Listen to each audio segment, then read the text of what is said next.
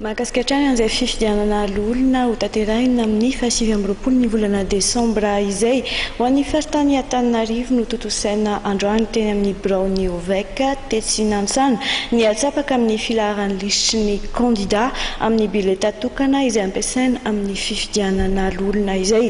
Toy izao ary ny filaharan'izy ireo tao aorian'ny atsapaka: laharana voalohany ny lisitry ny gasikara maitso, faharoa kosa ny fikambanana marina, fahatelo ny HVM, fahaefatra kosa ny lisitra mapara, fahadimy ny MMM, fahaenina ny fikambanana mangarano malaza, fahafito ny Arema ary fahavalo ny Malagasy sambatra ary fahasifarany ny Tiko i Madagasikara. Fa izay ihany koa ny vadiantsika tanteraka any amin'ny pejiny toe-karena miankina amin'ireo tetikasa izay aroso ny fanjakana malagasy sy ny famoahany vondrona européenne.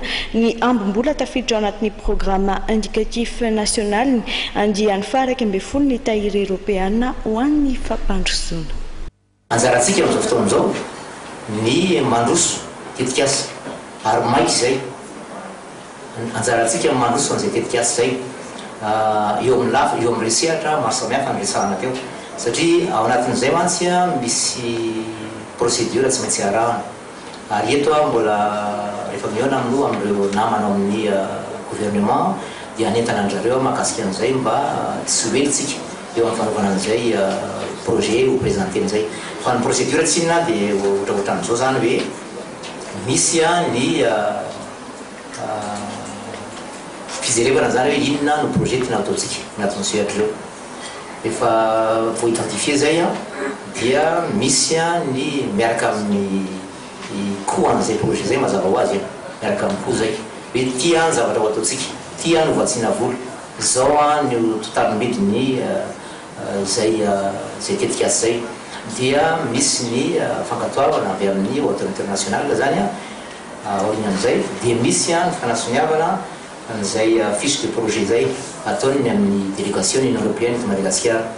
Dia rehefa vita zay dia alefan'ny Bruxelles izy ho approuvé ny comité de développement, comité miraikitra zany ny fampandrosoana any a Bruxelles izy io, commissaire zany mazava ho azy.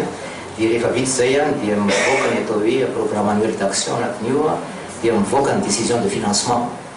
Dia aorianan'izay no isiny ny fanokanana amin'izay zay vola eritreretina amatsina zay tetikasa zay, io ataontsika hoe phase d'engagement financier.